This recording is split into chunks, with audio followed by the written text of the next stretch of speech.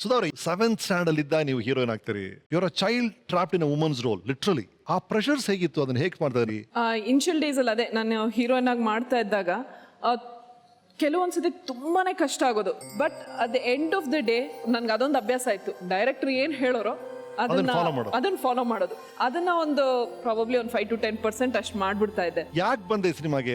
ತುಂಬಾ ಆತರ ಅನ್ಸಿದ್ಯಾ ಟೈಮಲ್ಲಿ? ಬೇಕಾದ ಸತಿ ಆಗಿದೆ.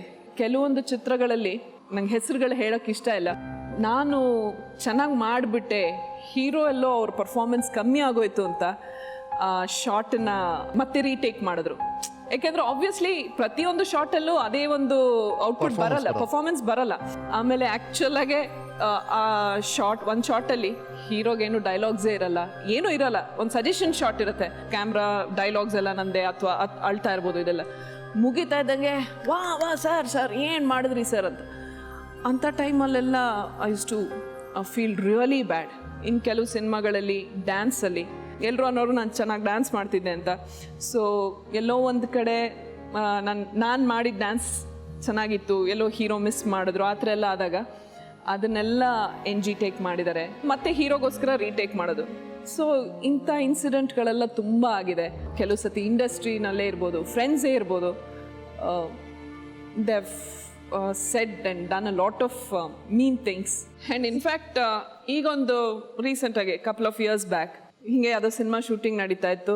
ಪ್ರಾಬಬ್ಲಿ ರಶಸ್ ಎಲ್ಲ ನೋಡಿದ್ಮೇಲೆ ಏನೋ ಇರ್ಬೋದು, ಮೈ ಕೋ ಆರ್ಟಿಸ್ಟ್ ನೀನು ಎಲ್ಲ ಓಕೆ, ಆದರೆ ಮೂತಿ ಯಾಕೆ ಹಿಂಗೆ ಮಾಡಿದ್ಯಾ, ನನ್ನ ರೋಲ್ ಇದ್ದಿದ್ದು ಆ ಥರ, ಹಂಗೆ ಯಾಕೆ ಮಾಡಿದ್ಯಾ, ಹಿಂಗೆ ಯಾಕೆ ಮಾಡಿದ್ಯಾ, ಆ್ಯಕ್ಚುಲಿ ಸ್ಕ್ರೀನ್ ಮೇಲೆ ಅಸಹ್ಯವಾಗಿ ಕಾಣುತ್ತೆ, ಹಂಗೆ ಕಾಣುತ್ತೆ. ದಟ್ ಪರ್ಸನ್ ಪುಟ್ ಮೀ ಒಂಥರ put you down so much, ಒಂಥರ ಗಾಳಿ ಬಿಟ್ಟು ಬೆಲೂನ್ ಥರ ಆಗೋದೆ ಅಲ್ಲೇನೆ. ನನ್ಗೆ ಅವತ್ತು ಶೂಟಿಂಗ್ ಮಾಡೋಕ್ಕೆ ಮೂಡಿಲ್ಲ. ಆ್ಯಂಡ್ ಮನೆಗೆ ಬಂದಮೇಲೆ I told my husband, I cried so much. I said I have not done anything to that person. In fact ನಾನು ಯಾರನ್ನೂ ಆ ಥರ ಇದೇ ಮಾಡಲ್ಲ. I am very respectful. I don't know, ಈ ಥರದ್ದೆಲ್ಲ ಆಗಿದೆ. ವೆಲ್, ಈ ತರ ನೆಗೆಟಿವ್ ಕಮೆಂಟ್ಸ್ ಎಲ್ಲ ತುಂಬಾ ಅಫೆಕ್ಟ್ ಆಗುತ್ತೆ ನಿಮಗೆ? ಅಫ್ಕೋರ್ಸ್ ಹರ್ಟ್ ಆಗುತ್ತೆ, ತುಂಬಾನೇ ಹರ್ಟ್ ಆಗುತ್ತೆ. ಬಟ್ ಮುಂಚೆ ಆದ್ರೆ probably days together mood out ಆಗ್ತಿದೆ. ಇವಾಗ ಒಂದು few seconds or few minutes. Right, that's nice. Okay, ಅಮೆರಿಕಾದಿಂದ ಒಂದು ವಿಡಿಯೋ ಮೆಸೇಜ್ ಬಂದಿದೆ ನೋಡಿ. Hi Jayashree, it's me, Alberta. Congratulations on 30 years in making films and movies. That's quite an accomplishment. Jayashree and I met each other about, 15 or 20 years ago, and I didn't know that she was an actress when I first met her, but she was just like any other person. She was just so easy to get to know. She was just herself, very genuine, kind of like the girl next door. Oh my gosh, she makes the most wonderful food. Everything smelled so good in her house. She was such a good cook. She tried to teach me a little bit, and she was just that type of person who would just welcome you and be your friend. She brings out the best in people. Alberta, my very close friend.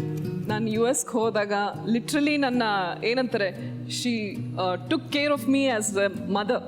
ಯಾಕೆಂದ್ರೆ ನಾನು America flight first time ಹತ್ತದಾಗ್ಲೇನೆ, that was the first time in my life I was alone. ಎಷ್ಟು ವರ್ಷ ಇದ್ರಿ ಅಮೆರಿಕಲ್ಲಿ ಆ ಟೈಮಲ್ಲಿ ನೀವು? I was there for 6 years. 6 years, right, okay. So ನಾನು US ಹೋದ್ಮೇಲೆ she was the one who took care of me. ಎಲ್ಲಿಗೆ ಆದರೂ ನಾನು ಕರ್ಕೊಂಡು ಹೋಗೋದಾಗ್ಲಿ, ಫಸ್ಟ್ ಟೈಮ್ ಶಾಪಿಂಗ್ ಕರ್ಕೊಂಡು ಹೋಗಿದ್ದು, ನನಗೆ ಡ್ರೆಸ್ ಕೊಡ್ಸಿದ್ದು ಆಲ್ಬರ್ಟಾ. ಇವತ್ತಿಗೂ ಆ ಡ್ರೆಸ್ ಇಟ್ಕೊಂಡಿದ್ದೀನಿ, and I call it Alberta dress. Of course ಅವ್ರು ಹೇಳಿದ್ರು ದಟ್ ನಾನು ಅಡುಗೆ ತುಂಬ ಚೆನ್ನಾಗಿ ಮಾಡ್ತಾ ಇದ್ದೆ ಅಂತ. She was my Guinea pig. ಅದೇ ಇಡ್ಲಿ ಹಿಂಗೆ ಹೊಡೆದ್ರೆ ಬೌನ್ಸ್ ಆಗೋದು, ಅದೆಲ್ಲ ಅವಳ ಮೇಲೆ ಟ್ರೈ ಮಾಡ್ತಾ ಇದ್ದೆ. ಇಲ್ಲ, ಬಟ್ ನಾನೇ ನಿಮ್ಮನ್ನ ಇಲ್ಲಿಂದ ನೀವು ಇಂಡಿಯಾ ಬಿಟ್ಟು ಹೋದ್ಮೇಲೆ ಮತ್ತೆ ನೀವು ಅಮೆರಿಕೆಯಿಂದ ಬಂದಾಗ, ನಮ್ಮ ಆಕ್ಸಿಡೆಂಟ್ ಚಿತ್ರದಲ್ಲಿ ಒಂದು ಸ್ಮಾಲ್ ರೋಲ್ ಮಾಡಿದಾಗ, ಅವತ್ತು ನೀವು ಭೇಟಿಯಾದಾಗ ಐ ಸಾ ಹ್ಯೂಜ್ ಚೇಂಜ್. ಅಂದರೆ ನಾವು ನೋಡಿದಂಥ ಸುಧಾರಣೆನೇ ಬೇರೆ.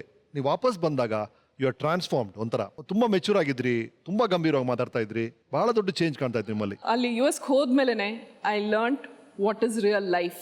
ನಾನು ಯಾವಾಗಲೂ ಅನ್ಕೋತಾ ಇರ್ತೀನಿ, ನನಗೆ ಅಲ್ಲಿವರೆಗೂ ಕಷ್ಟ ಅಂದರೆ ಏನೋ ಗೊತ್ತಿರಲಿಲ್ಲ.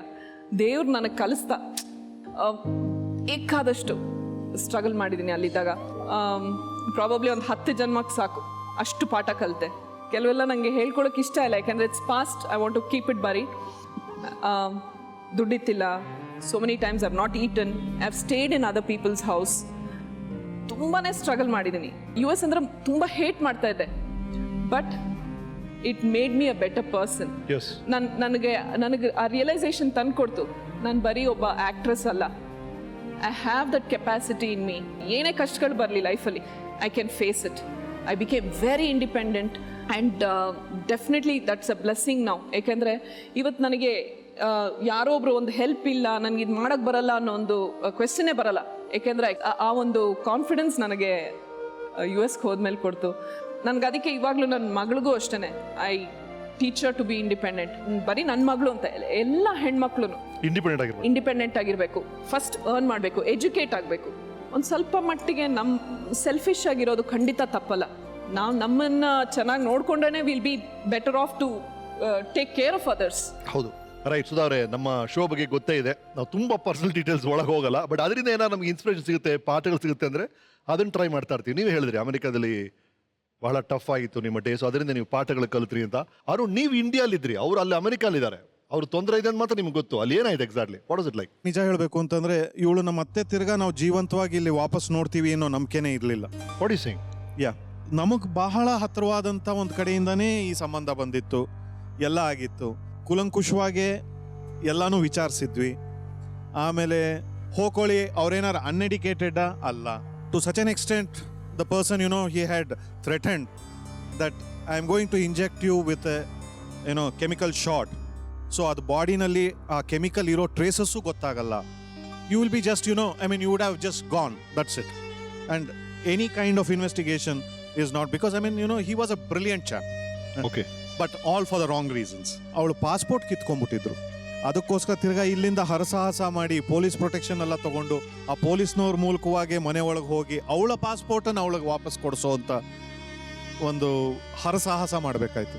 ಆ ಒಂದು ಟೈಮಲ್ಲಿ ನಿಜವಾಗ್ಲೂ ನಾವು ಮತ್ತೆ ತಿರ್ಗಾ ಅಪ್ಪಾಜಿನ, ಅಮ್ಮನ, ಎಸ್ಪೆಷಲಿ ಅಂಬರೀಷ್ ಅವ್ರನ್ನ, ಇವ್ರನ್ನೆಲ್ಲ ಜ್ಞಾಪಿಸ್ಕೋಬೇಕು. ಯಾಕೆಂತಂದರೆ ಇಲ್ಲಿಂದ ಅಲ್ಲಿ ಸುಮಾರು ಒಂದಿಷ್ಟು ಕಾಂಟ್ಯಾಕ್ಟ್ಸ್ ಎಲ್ಲ ಎಸ್ಟಾಬ್ಲಿಷ್ ಮಾಡಿ ಅವ್ರ ಮೂಲಕವಾಗಿ ಇವಳಿಗೊಂದು ಪ್ರೊಟೆಕ್ಷನ್ ಕೊಡೋಕ್ಕೆ ತುಂಬಾ ಹರಸಾಹಸ ಮಾಡಿದ್ದಾರೆ.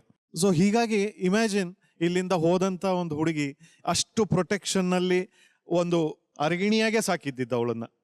ಅಂಥದ್ರಲ್ಲಿ ಒಂದು ಹದ್ದು ಬಂದು ಕುಕ್ಕಿ ಸಾಯಿಸಕ್ಕೆ ನೋಡಿದಾಗ ಹೆಂಗಿರುತ್ತೆ ನಮ್ಮ ಮನಸ್ಥಿತಿ? ನಾವು ನಿಮ್ಮನ್ನು ಇಲ್ಲಿ ಕರ್ಸಿರೋದು ನೀವು ಕೊಡಬೇಕಾದ್ರೆ ಕಪ್ಪ ಕೇಳೋಕೆ. ನಿಮಗೆ ಯಾಕೆ ಕೊಡಬೇಕು ಕಪ್ಪ? ಉತ್ತಿರಾ, ಬಿತ್ತಿರಾ, ದಣಿದವರಿಗೆ ಅಂಬಲಿ ಕಾಯಿಸಿ ಕೊಟ್ಟಿರಾ, ನಿಮಗೆ ಯಾಕೆ ಕೊಡಬೇಕು ಕಪ್ಪ?